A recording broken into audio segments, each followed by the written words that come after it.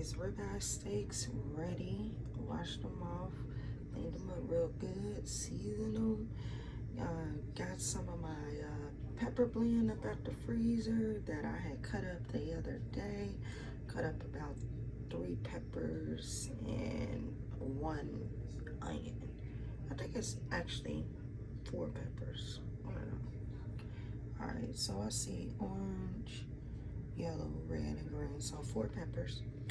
So I got these ribeyes about to go straight in the oven. I'm about to put some aluminum foil over it. Put it in the oven on 350, and then I might turn it up to 375 so that they can get a little too, crispier. But I am going to set it for 350 for now. And then maybe in about 45 minutes to an hour, I'll set it to 375 Fahrenheit. And they'll be coming out the way that we like them. Well done, you guys. We don't eat no pink over here. Alright, but it's up to y'all. Whatever kind y'all like is fine. But over here, we like ours well done.